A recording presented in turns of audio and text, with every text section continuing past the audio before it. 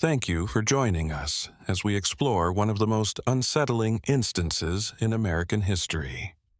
As we explore the shadows of 1916 in the Appalachian Mountains of North Carolina, where religious passion and tragedy blended in ways no one could have predicted.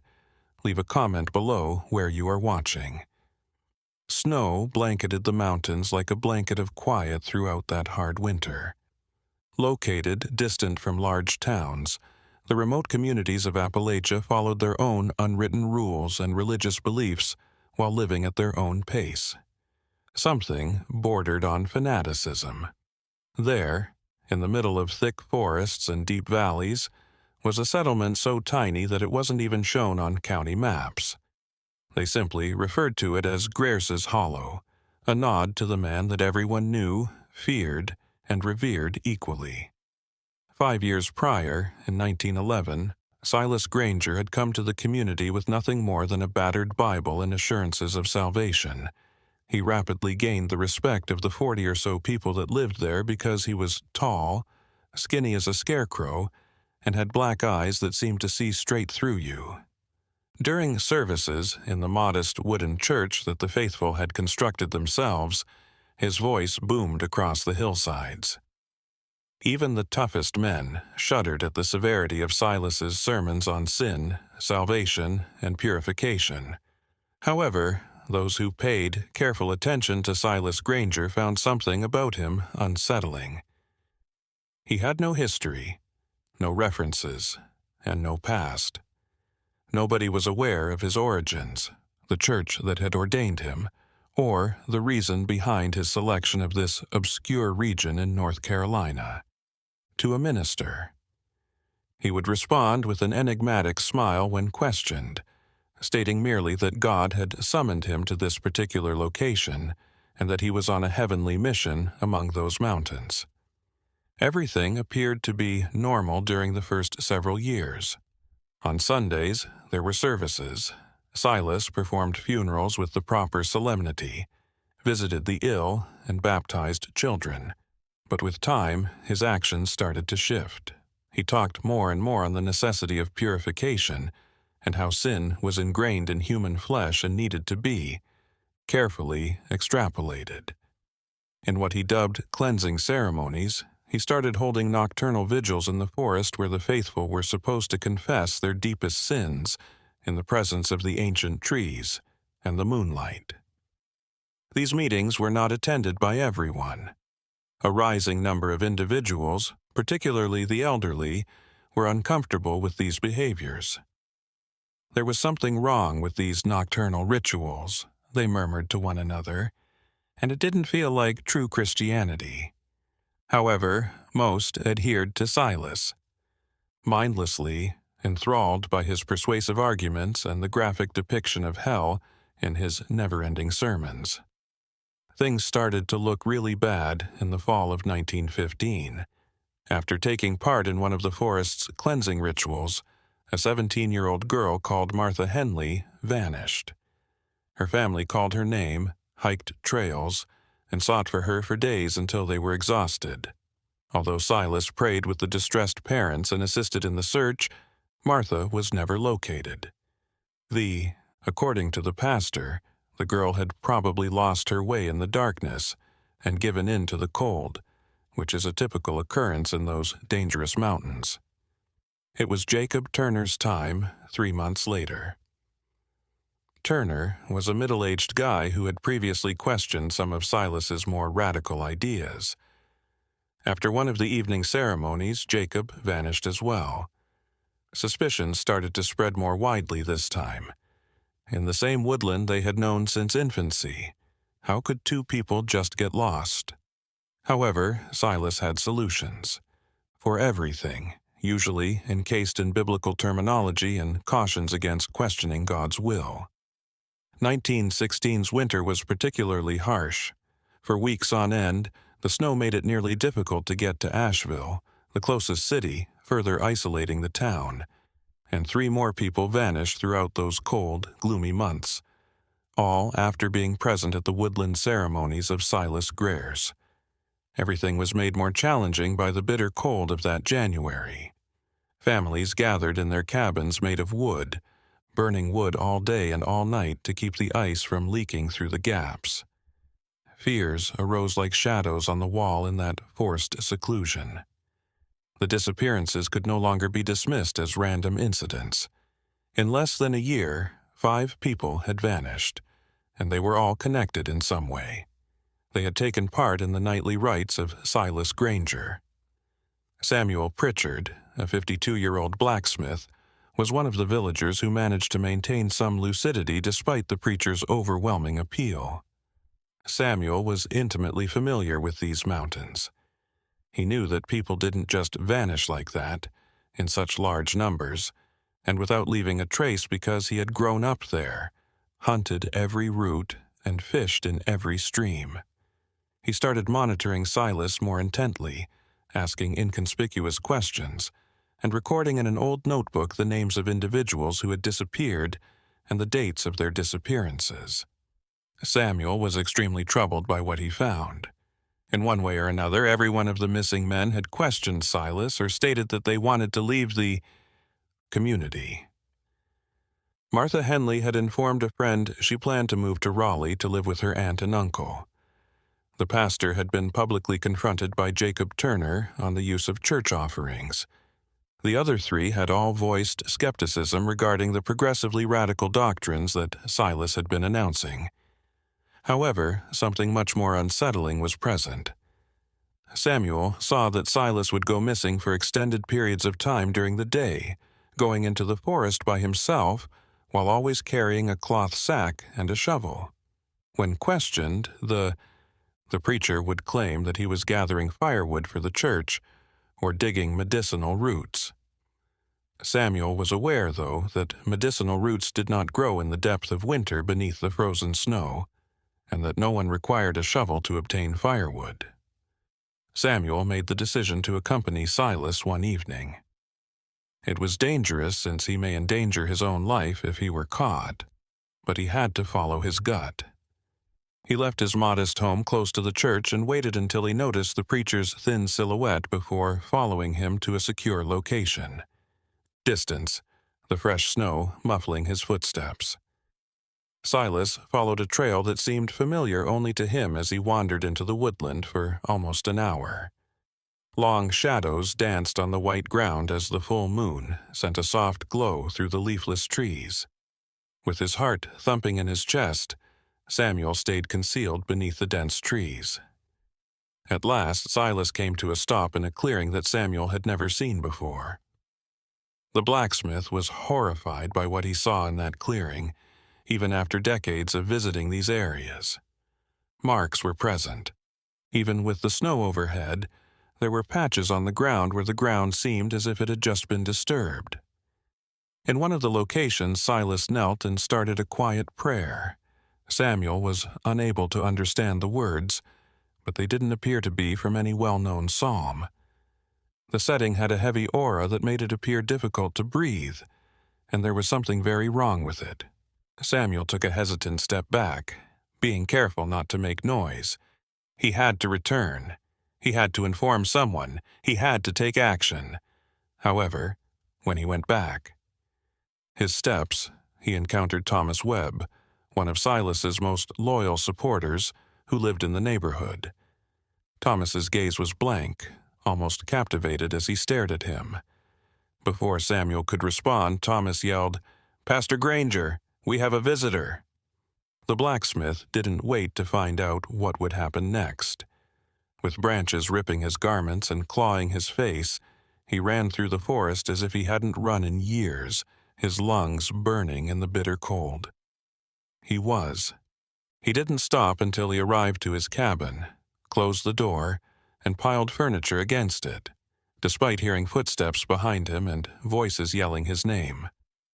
Eleanor, his wife, awoke with a start. Together, they came to a decision after Samuel urgently whispered everything to her. Before daybreak, they had to get out of Grare's Hollow. It would be far riskier to stay, despite the weather and the perilous travel. While Samuel set up the sled and harnessed the dogs, Elena packed some supplies. They would abandon everything. Behind, but they would still be alive, at least. Under normal circumstances, it would take 2 days to drive to Asheville across the snow-covered mountains. It might take twice as long because of the amount of snow and the nighttime trip, but Samuel and Elelonina had no other option. The only house they had ever known, the neighbors they regarded as family, and a lifetime spent in this isolated valley were all gone when they departed before sunrise. The Appalachian mountain trek turned out to be considerably more difficult than Samuel and Elelonina's envisioned.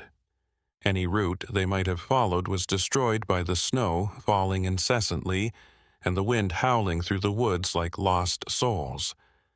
The dogs' paws sank into the knee-deep snow as they strained to draw the sled. Fearing that there may be someone after them, Samuel kept looking back, but all he saw was the silent white expanse of the mountains. They traveled to Asheville over the course of 3 exhausting days. Elelonina sobbed as they eventually saw the first homes in the village. Relief. Her lips were parched, and her fingers were numb from the cold. Yet she was still alive. Samuel drove the sleigh straight to William Hodges, the middle-aged sheriff of Buncombe County, who was renowned for his moral character and sense of justice. Samuel said all while sitting in the heated office with a steaming cup of coffee shaking in his cold hands. He described the clearing in the woods, the 5 disappearances, the odd marks on the ground, and Silas Granger.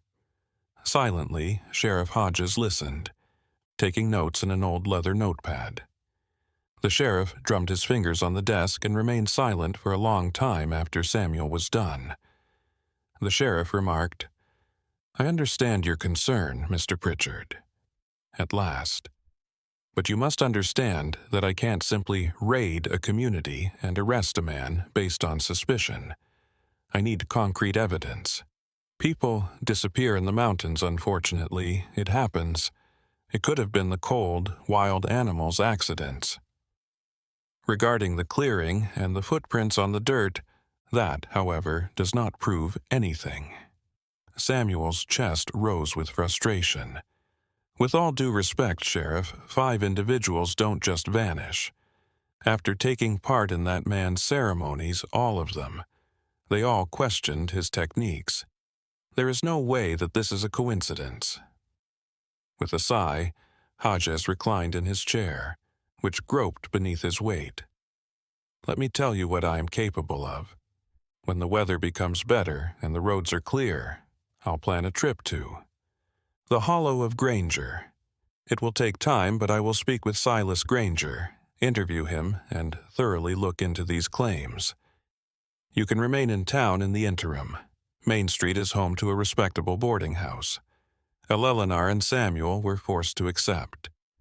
They made their home in the boarding house, a 2-story structure with plain but tidy rooms. As they waited, the days passed slowly. Samuel had nightmares in which he saw the faces of the missing, making it difficult for him to fall asleep. From deep within the wilderness, pleading for assistance. Elelonina attempted to soothe him, but she was frightened as well, leaping at the first sound and looking out the window all the time as though she thought she could see Silas Granger walking down the street. It took 2 weeks before the weather cleared up enough for the trek. Together with Samuel, who would act as their guide, Sheriff Hodges assembled 4 deputies, all seasoned and well-armed men, and headed for the highlands. Eleleonor stayed at the boarding home and was told to.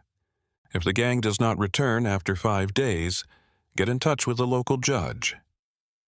The blacksmith's sense of dread grew as they traveled back to Greer's Hollow. Every well-known turn in the path and every identifiable feature evoked recollections of that awful night in the forest. Samuel noticed something odd when the village's first cabins eventually came into view. Compared to normal for that time of day, the amount of smoke emanating from the chimneys was excessive. When they arrived in the neighborhood, there was a thick stillness when they arrived. Pale stares and expressionless faces watched them from windows. Nobody stepped out to welcome them. The sheriff and his officers were present, but nobody seemed surprised or interested. They seemed to have anticipated this visit as though they knew it would come at some point. Sheriff Hodges proceeded directly to the church where they discovered Silas Granger praying while kneeling in front of the altar. When he heard the footsteps, the preacher cautiously stood up, turned, and gazed. Those dark, penetrating gaze were directed toward the group. His lips curled into a faint smile. "I assume you're Sheriff Hodges," Silas stated in a cool, collected tone. "Samuel told me you were coming."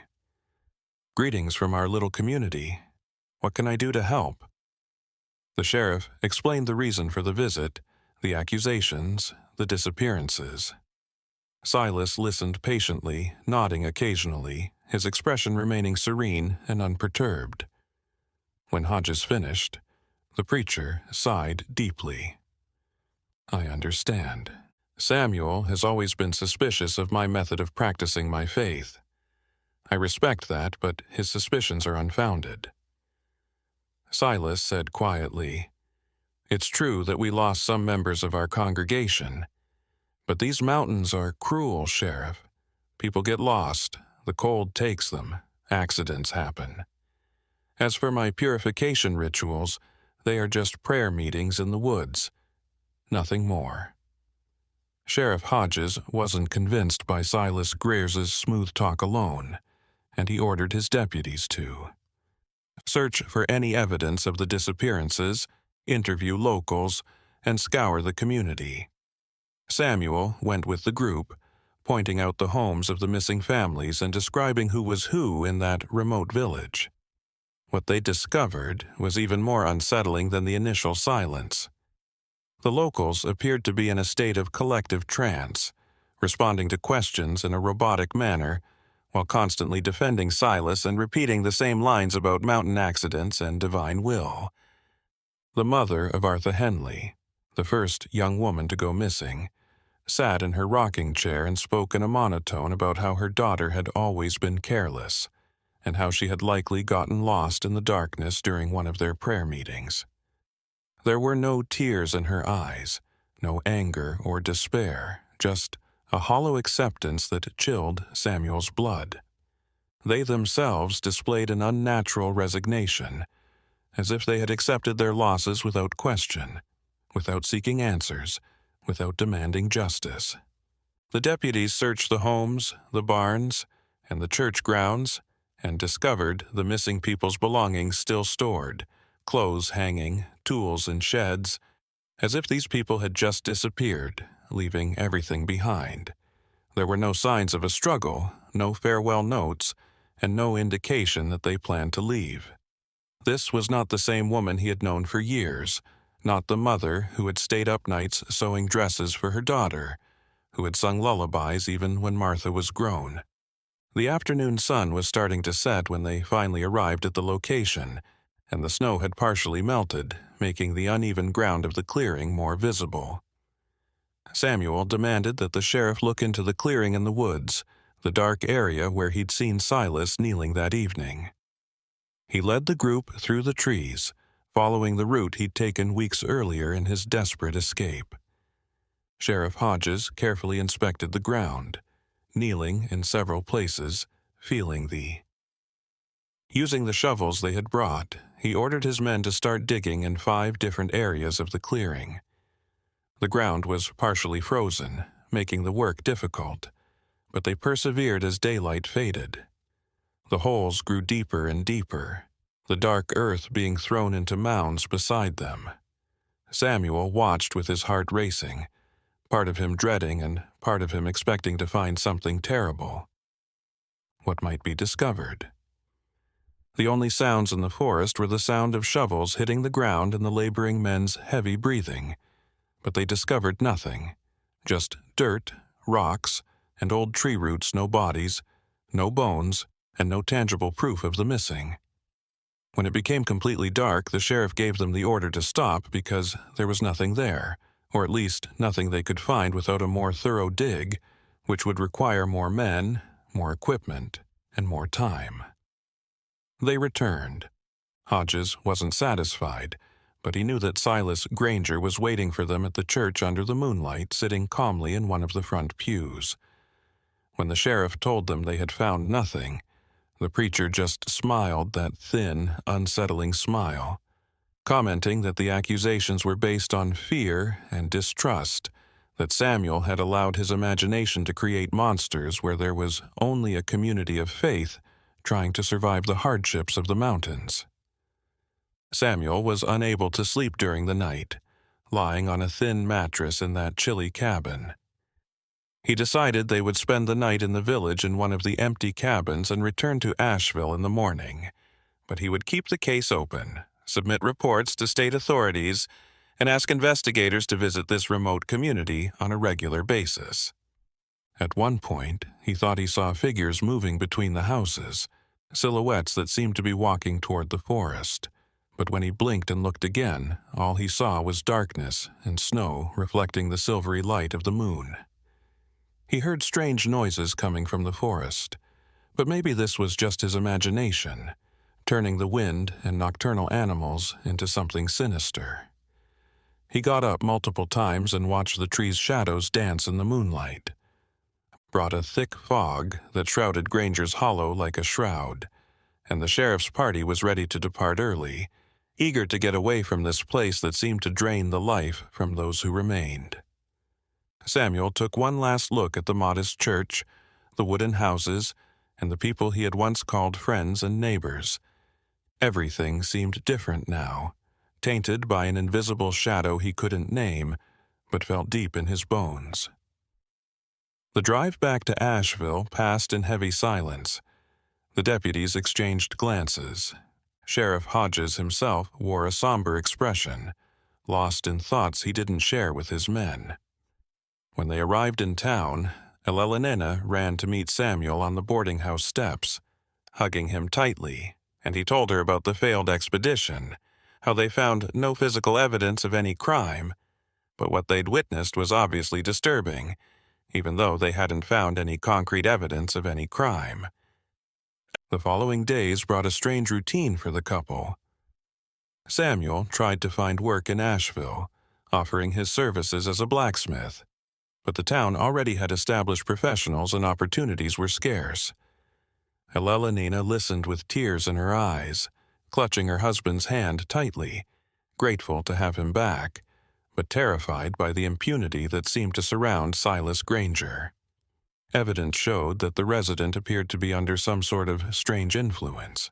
Sheriff Hodges kept his word and sent detailed reports to the governor's office in Raleigh, to the State Department of Justice, to any authority with jurisdiction over this peculiar situation. He described the 5 disappearances, the isolated community, the charismatic preacher who exercised absolute control over his followers, and the suspicious. They had brought a few coins that barely paid for a room at the boarding house, and the future appeared uncertain. Circumstances surrounding each disappearance. He asked for a more comprehensive investigation, resources for a large-scale search of the forest, and possibly even the presence of specialized investigators. The responses he received were depressing because state officials had more urgent concerns. World War I was still raging in Europe, and even though the United States had not formally entered the conflict, tensions and preparations were already consuming the government's attention. Resources were limited, and the case was unclear. Samuel felt his frustration turn to despair when they sent formal letters thanking them for the report and promising to keep the case in their files, but no concrete action was taken. Would those 5 people just vanish without anyone taking any action? Would Silas Granger continue to be free to do whatever he wanted in that remote mountain community, protected by his control over the residents and the authorities' indifference? Gnawed at the blacksmith, robbing him of sleep, destroying his health, and then something unexpected happened. On a March morning, as the snow was finally melting and the valleys were beginning to show the first signs of spring, a young man, malnourished with ripped clothes, cuts on his hands and face, and wide-open eyes, collapsed in front of the Main Street hardware store, and a crowd gathered around him promptly. Sheriff Hodges was called right away.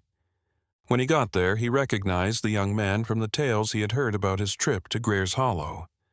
David Webb, son of Thomas Webb, the loyal disciple of Silas who had discovered Samuel that evening in the woods. David was 19 years old and, as Hodges remembered, one of the most active young men in the preacher's purification rituals. They took him to the town doctor, Dr. Harrison, where he was treated right away because he was severely dehydrated and had begun to experience hypothermia, and suffered several injuries that were reportedly sustained during his mountain escape. It took him nearly 2 days to recover enough to speak clearly. The sheriff informed Samuel and Eleanor of this, and they were contacted immediately at the boarding house. They sat in the sheriff's office and listened to David Webb's account, in which the young man spoke through sobs, trembling even while wrapped in blankets, his eyes unable to focus for long, and he explained how things had drastically changed in Greer's.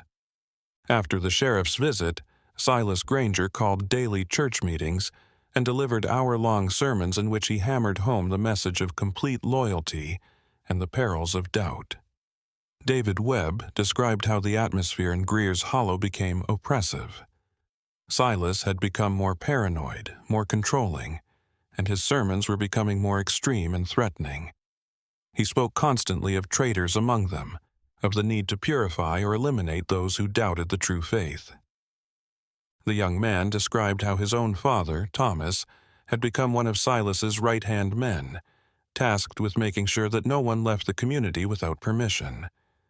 The trails leading out of the valley were now guarded day and night. Silas identified imaginary enemies, divided families, and ordered residents to constantly watch each other. Any word of questioning, any hesitation in following his orders, was interpreted as betrayal of the divine cause. The locals accepted everything without question, as if under some terrible spell. But David had started to notice that those who showed any resistance to Silas's ideas were called to special purification sessions in the forest, and these people never returned. Silas explained their absences by saying they were protecting the flock from wolves who wanted to destroy their faith, that the outside world was corrupt and sought to contaminate their purity, had attained a higher state of grace, that they had departed to carry out divine missions in other places.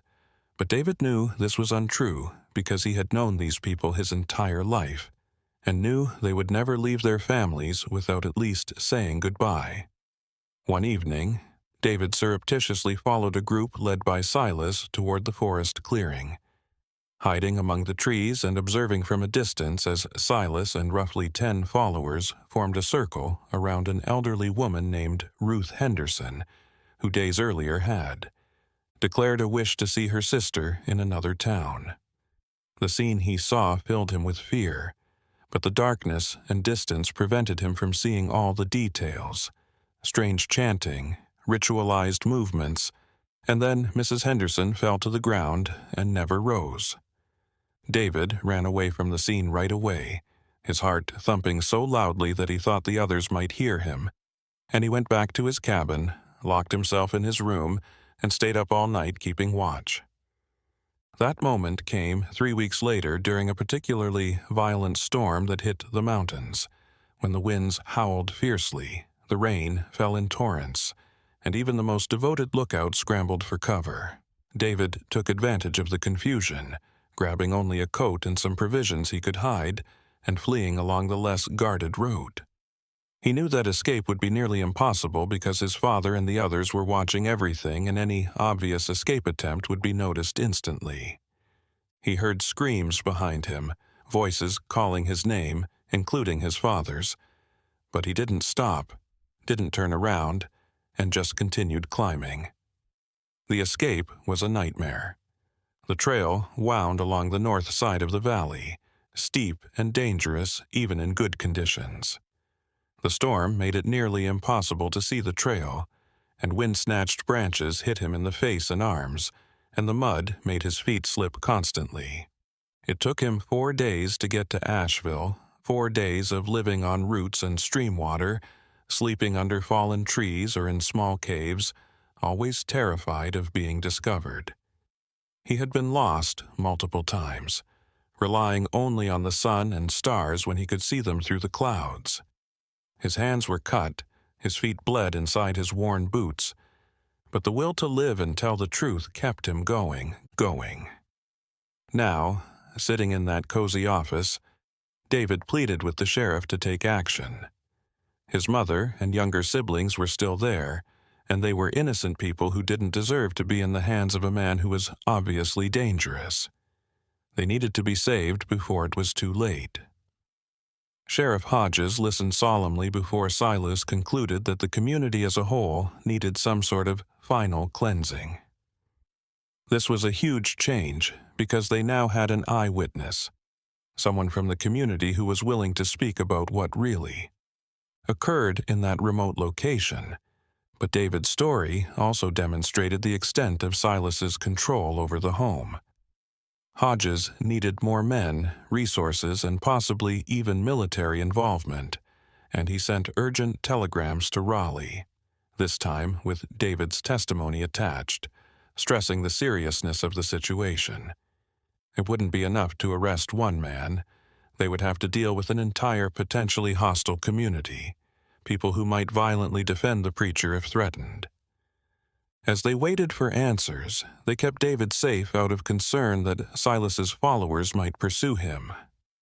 Samuel offered to assist in any way he could, and his desire for justice finally found a way to be satisfied. The weeks that followed brought Asheville unheard-of chaos, and state authorities finally took the case seriously after being influenced by David Webb's testimony. A special investigator named Robert Caldwell, who had a lot of experience in situations like this, was assigned to the case, involving radical religious organizations. In early April, Caldwell arrived in the city with 3 assistants and permission to call in as many men as necessary from local law enforcement. On the first day of his meeting with Caldwell, Samuel went over all he knew about Silas Granger and Grierce's Hollow. The investigator listened intently, taking thorough notes and asking insightful questions that exposed his experience with cases similar to this one, saying that this was not unusual, that over the years he had come across a number of preachers who used psychological manipulation and geographic isolation to impose total control over small communities. Some were just charlatans looking for wealth and power, while others were genuinely dangerous, capable of leading their followers to horrible deeds in the name of a perverted faith. Caldwell interrogated David Webb extensively, requesting information about the community's routine, Silas's rituals, the names of all the residents, the layout of the houses and church, and the trails. The investigator also investigated Silas Grierce's background, which should have been done years earlier when the preacher first arrived in the area, sending inquiries to police stations and churches throughout North Carolina and neighboring states, looking for any record of a man matching that description, any mention of him. He wanted to fully understand the situation before planning any action, knowing that a poorly executed approach could result in tragedy for both the residents and law enforcement. It took weeks for the answers to come in, but when they did, they painted a troubling picture. Silas Granger wasn't his true name. They found that he was born Silas Whitmore in Virginia, the son of a bankrupt farmer who had lost everything in gambling debts. At the age of 15, he fled his home after a violent incident involving his father, the specifics of which were still unclear in police records at the time. He spent years traveling between small towns, occasionally working as a farmhand. At the age of 23, Silas showed up in a small Tennessee town and pretended to be a preacher. He had no official denominational credentials, but his persuasive oratory soon won a following, and he stayed there for 2 years, during which time 3 members of the congregation vanished for reasons that were never explained. When authorities started to question him, Silas abruptly left, and the small community eventually dispersed. Similar documents were discovered in 2 other places, one in South Carolina and one in Kentucky. The pattern was always the same.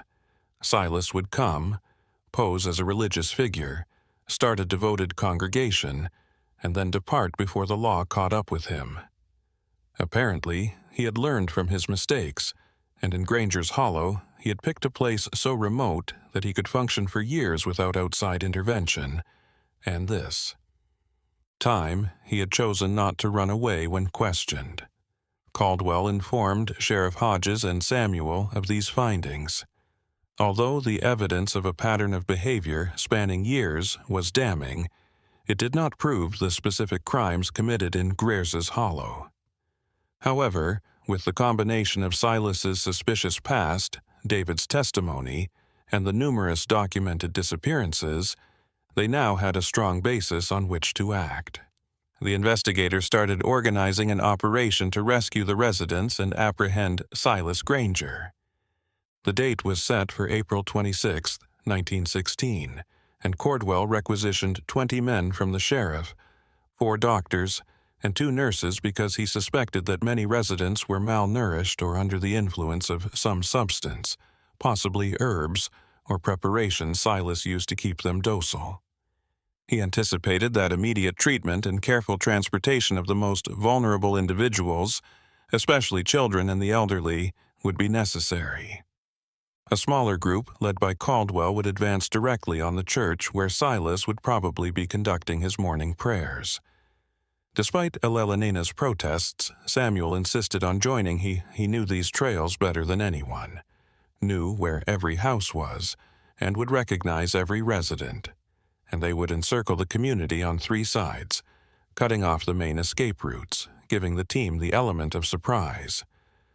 Caldwell reluctantly agreed, but on the condition that Samuel stay in the rear guard and not engage in any direct confrontation if Silas or his followers offered resistance.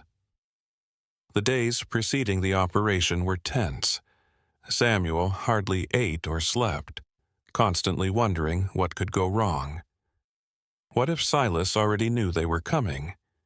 David had mentioned that the preacher seemed to have an almost supernatural ability to anticipate threats. What if everyone in the community resisted violently to defend their leader? What if they came across something in the forest that was worse than anyone could have imagined? The group assembled on the outskirts of Asheville before dawn, as Caldwell had predicted, with men checking weapons, medics, and organizing supplies, all aware of the seriousness of the mission ahead. Samuel was dressed in dark, sturdy clothing, carrying only a flashlight and a trail map he had drawn for Caldwell in the trip through the mountains went by in almost complete silence, with 24 men moving through the still slumbering forest like ghosts, their faces tense with concentration, their footsteps muffled by the damp mist. Samuel and Caldwell led the group along less obvious routes, paths that would avoid alerting any lookouts Silas had posted along the main trails. When the sky started to lighten faintly, signaling the sunrise that would still take hours to penetrate the dense fog, they were already positioned. 3 groups surrounded Griers's Hollow from various directions, prepared to move forward at Caldwell's signal. The investigator used binoculars to study each house and look for any signs of movement. Everything seemed too quiet, as though the valley itself were holding its breath. The signal was given, and the men moved forward in unison, assembling at the wooden church in the middle of the community. A few house doors opened, and drowsy faces emerged in the windows. Caldwell and his entourage marched directly to the church, where they discovered Silas Granger kneeling before the altar, exactly where he had been during Sheriff Hodges' previous visit. But this time, something was different. The residents' initial reaction was one of confusion, not alarm or resistance. Many appeared disoriented, staggering as they emerged from their huts like people waking from a deep and disturbing sleep. The preacher only slowly stood up, turned, and faced his captives after the investigator, with 2 armed deputies on either side, cautiously approached and made the loud and clear announcement that Silas Granger was under arrest on suspicion of multiple homicides, that he had the right to remain silent, and that anything he said could be used against him. He turned around instantly upon hearing the footsteps, but he remained motionless with his back to the church, his hands clasped in prayer, his voice murmuring unintelligible words. Saw on Silas's face at that moment would haunt him for the rest of his life. There was no fear, no surprise, no anger, just a serene, unsettling smile, those dark eyes shining with something that wasn't quite sanity. Silas opened his arms as if to embrace Caldwell, his voice calm and melodious when he finally spoke, saying he'd been waiting for this moment, that it was all part of a greater plan that simple minds couldn't comprehend.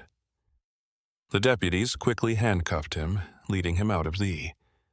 With Silas in custody, Caldwell ordered doctors to start examining the residence, and what they found confirmed their worst suspicions. As he was led away, Silas continued to speak, his words flowing in a strange monologue about purification, about how he had freed souls from sin, and about how God's work could never be stopped by human laws. Some residents who had gathered outside watched the scene in silence, their faces expressing not relief or gratitude, but a kind of eerie emptiness. A thorough search of Silas's home revealed unsettling findings: vials containing preparations of local plants, some known for their sedative and hallucinogenic properties, notebooks filled with neat notes, severe malnutrition despite food being stored in the homes.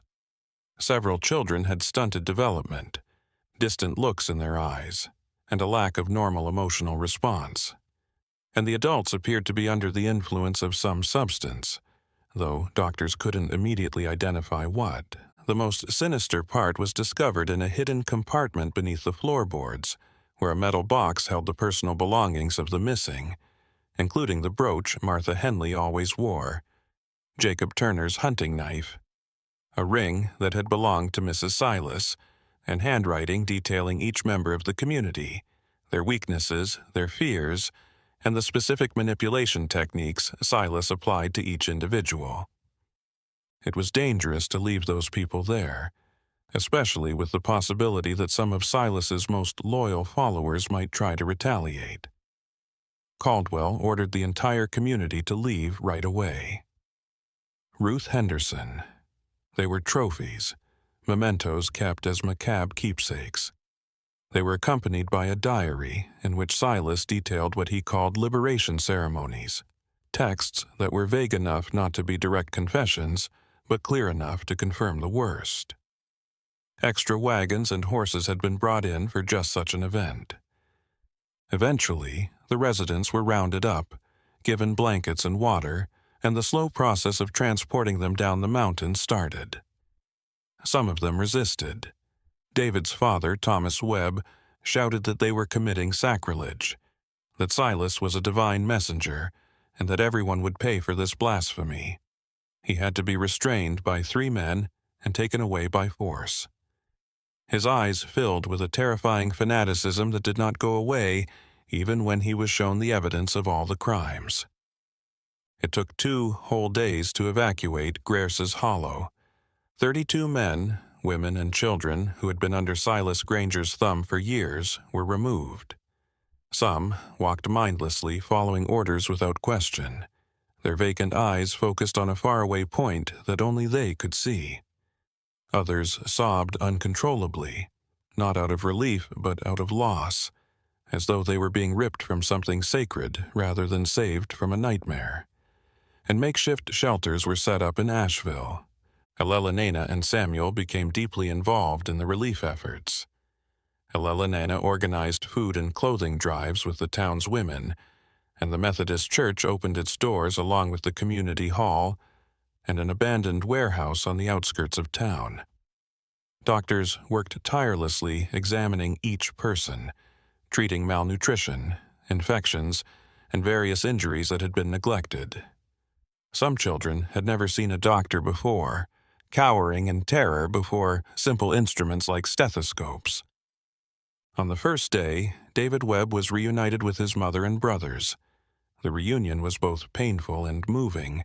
His mother gave him a tight hug, but her eyes were filled with confusion, as if she didn't fully understand why they were there, why they had been taken. Samuel patiently tried to explain to the evacuated men that they were not prisoners, that they were free to rebuild their lives away from Silas's influence, but the words resonated little.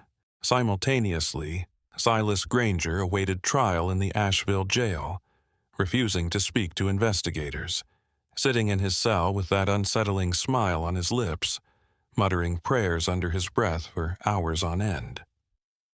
Caldwell tried to question him several times, but the preacher refused to engage him. The younger brothers, twins only 8 years old, looked at David as if he were a stranger, not the brother they had seen growing up.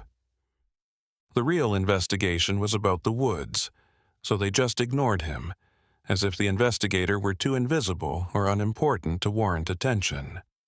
Caldwell assembled a professional excavation team, bringing in men with evidence recovery experience, and they returned to that dark clearing with the right equipment, determined to find what Sheriff Hodges had missed months earlier. But this time, they wouldn't confine themselves to the obvious spots, but would do a thorough sweep of the area. Samuel returned with them, serving as their guide once more. The forest appeared different now that spring had arrived, with new leaves sprouting on the trees and wildflowers coloring the ground. But that beauty was unable to conceal the sense of evil that pervaded the area. Birds avoided the clearing, and the silence there was deeper than it should have been, as if nature itself realized that something horrible had occurred there.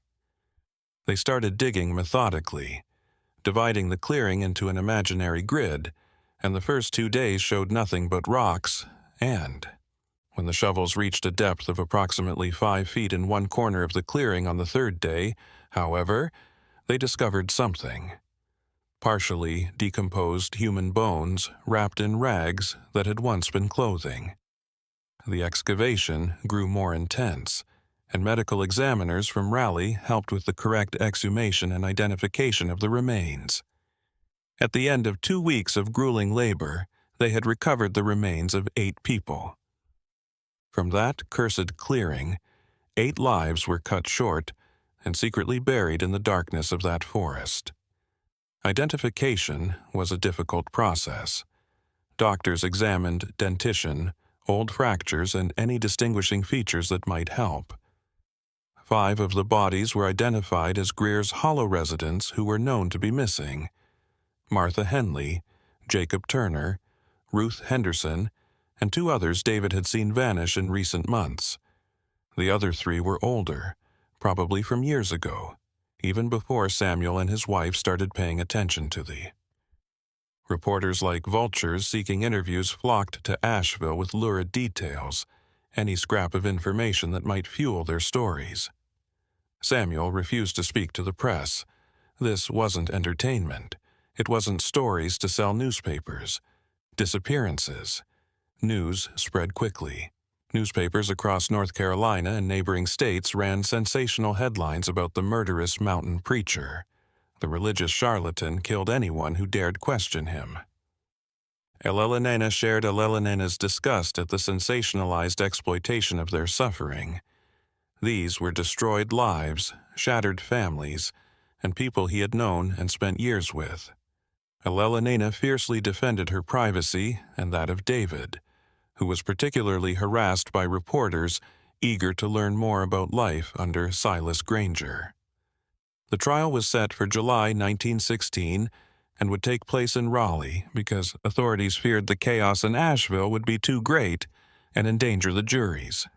Impartiality. The prosecution built a strong case based on David's testimony, tangible evidence discovered in the woods and at Silas's house, and the documented pattern of behavior over the years. Although summer brought intense heat to North Carolina, nothing compared to the tension leading up to Silas Granger's trial. Samuel and Ellelanena traveled too. David Webb and investigator Caldwell traveled to Raleigh in early July. The court had made accommodations for the major witnesses, acknowledging the historic significance of the case, which was already garnering statewide attention. The Capitol was overflowing with hundreds of interested onlookers, journalists and legal observers interested in the trial's progress, and the courthouse, an imposing red brick building in downtown Raleigh, was surrounded by extra guards because of the daily threats of lynching. Despite all the evidence, some religious fanatics viewed Silas as a martyr, a man persecuted for practicing his faith in an authentic way. The trial's first day attracted a crowd that started to gather before dawn, with only 50 seats available in the public gallery and 300 people waiting in line when the doors opened. Samuel was able to enter, sitting on the hard wooden benches next to Elelena, their hands clasped tightly as they waited for the defendant to enter. A murmur swept through the room as Silas Granger was led into the room. Crowd. For the first time in months, the preacher spoke in public, refusing to enter a guilty or not guilty plea, stating that human courts had no jurisdiction over the works of God. The preacher had lost weight during his months in prison, his skin pale as paper, his eyes sunken in their sockets, but that unsettling smile remained intact, and he walked with the upright posture of one who believed he was fulfilling some divine purpose. The judge, Anne. Having served on the bench for more than 30 years, the austere Harold Morrison did not accept that response and automatically recorded a not guilty plea, warning Silas that any attempt to use the trial as a platform for his beliefs would result in severe punishment. The preacher simply grinned more broadly, as if he were sharing a private joke with invisible forces. The prosecution methodically presented its case over 3 days, starting with David Webb's testimony, which detailed life under Silas's control, the increasingly extreme rituals, the atmosphere of perpetual fear, and the night he saw something horrible happen to Mrs. Henderson in the clearing. Cordwell presented the tangible evidence, the vials of substances found in Silas's home, the notebooks detailing psychological manipulation techniques, the trophy case containing the dead men's belongings, and medical examiners. David spoke with a firm voice despite the tears streaming down his face and the angry looks some Silas sympathizing onlookers threw at him. Samuel was called to testify on the 4th day, knowing that Silas's eyes were on him, and he sat in the witness box with his stomach churning as he answered the prosecution's questions about the first disappearances, the night he followed Silas to the clearing, and the probable causes of death they were able to determine despite the advanced state of decomposition. Some victims displayed signs of asphyxiation, while others showed signs of head trauma, all consistent with violent homicide. When he concluded, the defense lawyer attempted to undermine his testimony by claiming that Samuel had personal reasons against Silas and that he had made up suspicions based on biases against ardent faith. However, Samuel remained resolute, his responses calm and consistent. The defense had little to work with, attempting to claim that there was no concrete evidence connecting Silas to the killings and that the bodies could have been buried by others. They called in dubious experts who discussed the possibility of mass suicides or unintentional deaths during religious rituals, but each argument sounded weak against the overwhelming weight of the prosecution's evidence. Silas refused to testify in his own defense and sat impassively throughout the trial, occasionally muttering his constant prayers and other times horse-fixing members of the jury with that piercing gaze that caused some to turn away. Closing arguments took place on a muggy July afternoon, and the prosecution gave a powerful summary of the case. A predator who weaponized religion, isolating vulnerable victims, psychologically manipulating them until they were completely under his control, and coldly eliminating anyone who threatened his dominance. His lawyer pleaded with him to cooperate, to at least show remorse or try to explain his actions, but the preacher remained stubbornly silent. The jury deliberated for less than 4 hours, and when they returned, their solemn faces already anticipated the verdict. guilty on all counts. They sought the maximum sentence permitted by law. The defense did its best with the limited resources available, appealing to reasonable doubt, questioning the quality of some evidence, and suggesting that Silas himself might have suffered from mental disorders that diminished his responsibility. However, even the defense attorney seemed to be disbelieving his own words. Convictions for first-degree murder. Elena squeezed Samuel's hand tightly, tears of relief mixed with sadness streaming down her cheeks. The ruling was handed down a week later on a gray morning that threatened a storm. Heavy clouds hung over Raleigh, blocking the sun and casting shadows that seemed to creep across the streets like omens of something inevitable. Judge Morrison entered with a severe expression bearing the weight of a ruling that would reverberate for decades in North Carolina's legal history. His footsteps reverberated on the wooden floor of the courtroom, each sound magnified by the reverent silence that pervaded the space. Silas Granger was led inside for the final time, his handcuffs jingling softly in the oppressive silence. Guards surrounded him on both sides, watching for any sudden movement, but the preacher walked docilely, his posture upright despite From his seat in the gallery, with Elena at his side, her fingers clasped tightly in his, Samuel watched in tense silence as dozens of other spectators waited around them, some with notebooks open to record every word. He no longer smiled. For the first time since his arrest, his face displayed something other than that unsettling serenity, something that could be interpreted as resignation, or perhaps just a profound weariness that had finally penetrated his armor of unshakable conviction. Judge Morrison adjusted his glasses, flipped through the thick documents in front of him, and then started talking. His deep voice, charged with the authority accumulated over more than 3 decades of serving the justice system, spoke for nearly an hour, each word measured and determined. David Webb was also there, sitting a few rows back, his face pale but determined, witnessing the final outcome of the courage he had shown in fleeing and reporting the horrors he had witnessed. Journalists eager to document the historic moment. Deliberate, outlining the seriousness of Silas Granger's crimes. He explained to the packed courtroom how Silas had turned true faith into a tool of total control, how he perverted religious teachings to justify heinous acts, and how he coldly eliminated anyone who threatened his hold on that isolated.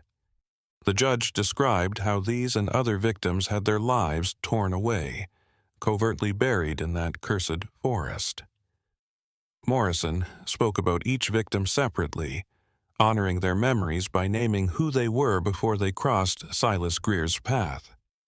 Ruth Henderson, a grandmother who wanted to visit her ailing sister in another city.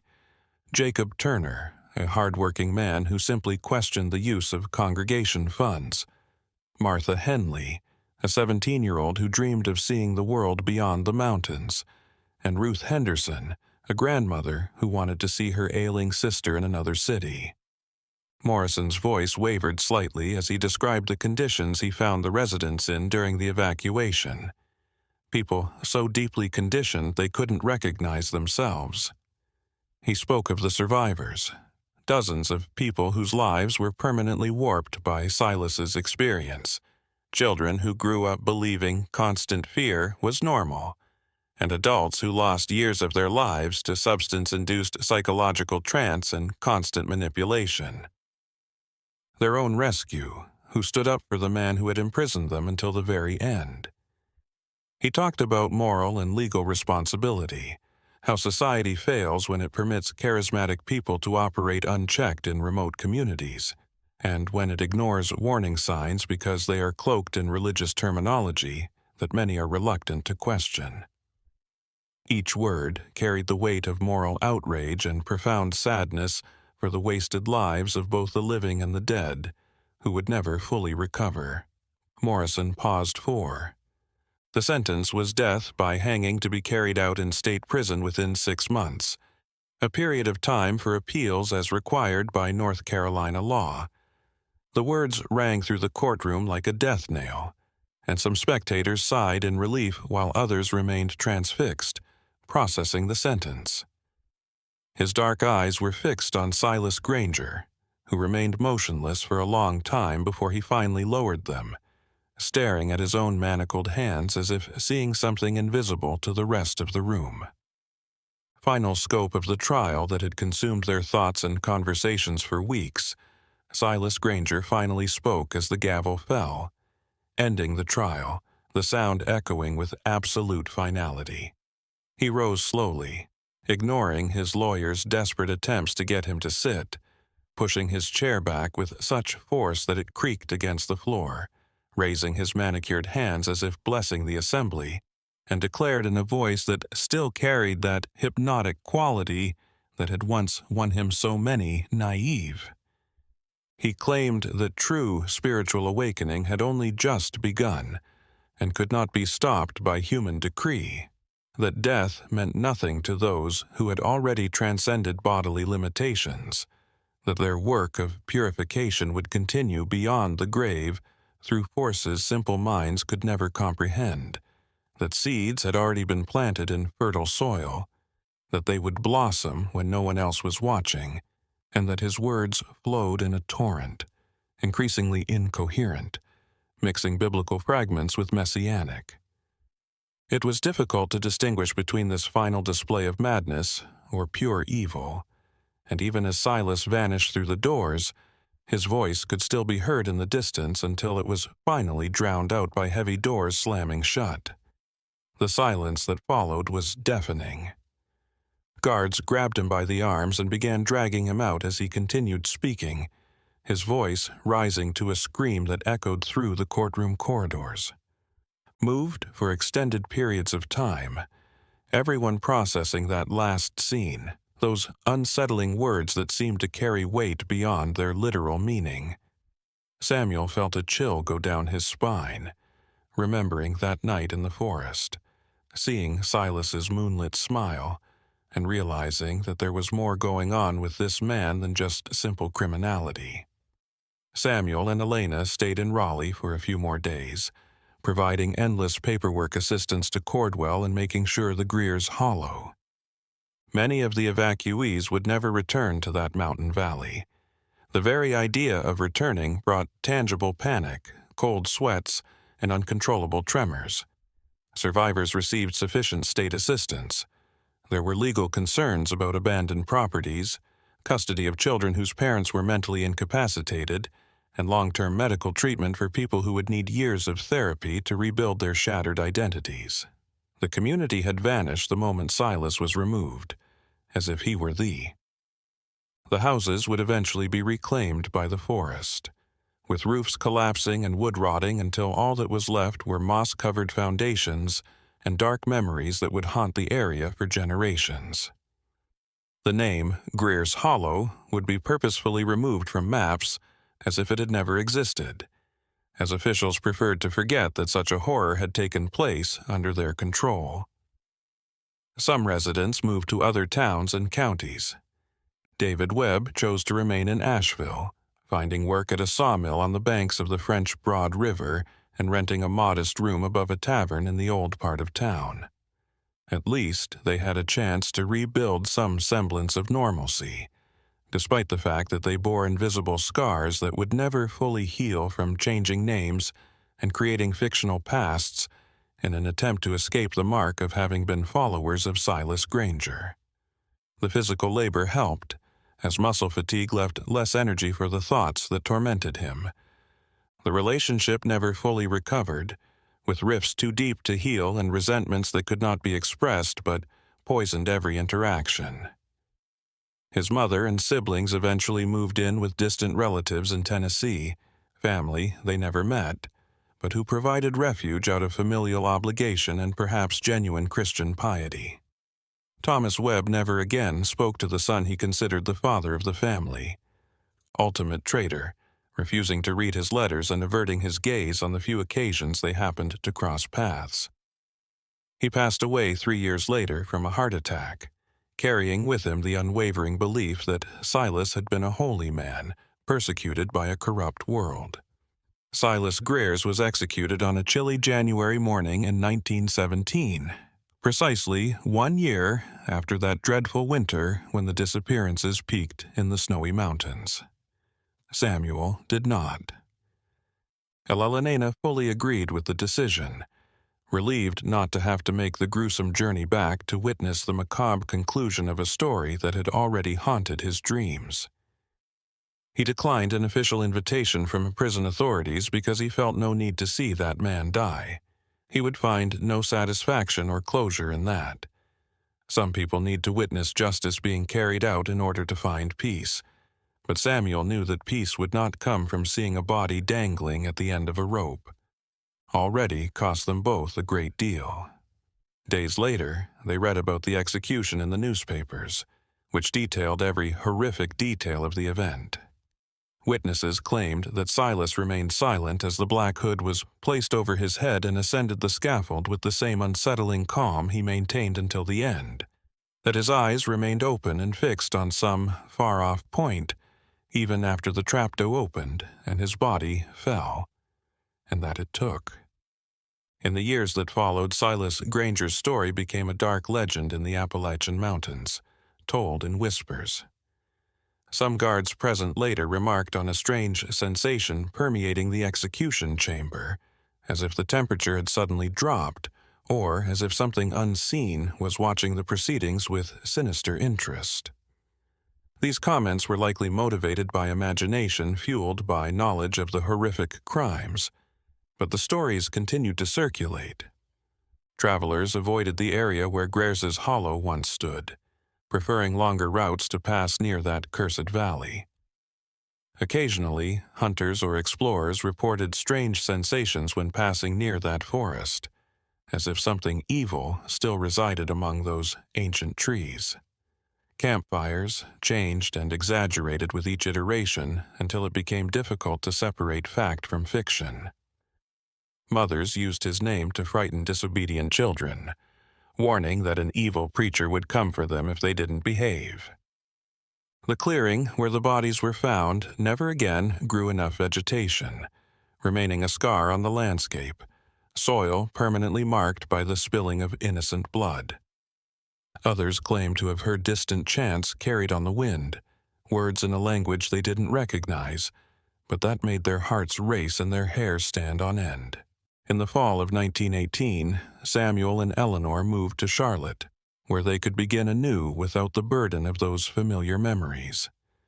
Despite the fact that soil samples showed no chemical contamination or imbalance to explain the sterility, botanists who visited the site years later were unable to explain why nothing but withered weeds grew there, and why surrounding trees seemed to lean outward as if avoiding that dead center. Elelena survived him by 5 years, keeping up the house they had shared for decades, receiving visits from grandchildren who heard softer versions of the story. But Samuel, who had opened his own blacksmith shop in partnership with another artisan, prospered modestly over the decades and developed a reputation for honest work and exceptional skill. He lived to be 78, passing away peacefully in his own bed, surrounded by photographs of a life well lived despite shadows that never completely left him. The notebook in which Samuel had recorded his initial suspicions about the disappearances was kept by the family after Elelena's death and eventually donated to the Buncombe County Historical Archives, where it remains to this day a silent testament to a horror that could have continued indefinitely if not for the bravery of a few people who refused to accept lies wrapped in religious symbols. She never knew the full dark truth. She kept secrets until the end, protecting younger generations from details she felt were too heavy to bear. Rhetoric. The case files are still available in Raleigh. Boxes of documents kept in the State Records Building's climate-controlled basement contain yellowed pages that tell a story that seems unbelievable but actually happened. Researchers occasionally consult them. Sociologists and psychologists interested in control dynamics in closed groups. historians recording infamous crimes in North Carolina, students writing dissertations on psychological manipulation in religious contexts. They write academic. The lessons of Greer's Hollow reverberate through the decades, grim reminders that monsters rarely appear monstrous at first glance, that they often present themselves as saviors, as spiritual guides, as those mentioned in articles published in peer-reviewed journals about how charismatic individuals can exert devastating control when society fails to protect the vulnerable. These articles also discuss parallels with other cases throughout American history and warning signs that communities and authorities must recognize before similar tragedies unfold. More than a century later, the valley where that doomed community once stood is still empty. Curious explorers occasionally try to locate the remnants of the buildings by following old maps and hazy accounts, but the forest has reclaimed everything with unrelenting efficiency. Trees grow through decaying foundations, their roots shattering stones that once formed hearths where families warmed themselves. Vines cover. Perhaps it's just imagination, urban legends growing around real tragedy, a way human minds try to give tangible form to evil that defies rational comprehension. Or maybe some places are permanently marked by the evil they've witnessed. The wind is said to sound different there, carrying echoes of distorted prayers and muffled screams that no human ear should have to process. Nature is patiently erasing physical evidence of human presence in that place. We set out on this journey together through one of the most disturbing cases in American history, hiking dark trails in the Appalachian Mountains and revisiting that terrible winter of 1916 when snow covered not only mountains but also horrific secrets. We met real people whose lives were destroyed by a man who weaponized faith, who took advantage of vulnerability and isolation to build We saw the bravery of people like Samuel, Eleanor, and David, who refused to accept complicit silence, and who risked everything to expose the truth. If this story has had a profound effect on you, if you believe it is important to preserve the memory of these victims who have been forgotten, and if you want to remember the constant dangers of power abuse and manipulation concealed by religious rhetoric, or any other rhetoric that demands mindless obedience, you should subscribe to this channel. Please leave a like if you enjoyed this in-depth and meticulous investigation, and if you appreciated the effort to present facts with respect for the victims and the complexity that real cases deserve rather than superficial ones. We regularly bring you stories from American history that have been forgotten or purposefully neglected, cases that should be remembered not for their sensationalism, but for the important lessons they contain, and mysteries that reveal uncomfortable truths about human nature and the society we have built. Exploration. Please leave a comment below with your viewing location. If you have personal ties to the areas where these historical events took place, or if you know of other dark, forgotten stories we should cover in future episodes. Your participation helps preserve these significant memories and enables us to keep providing you with high-quality content about the most sinister cases and darkest mysteries.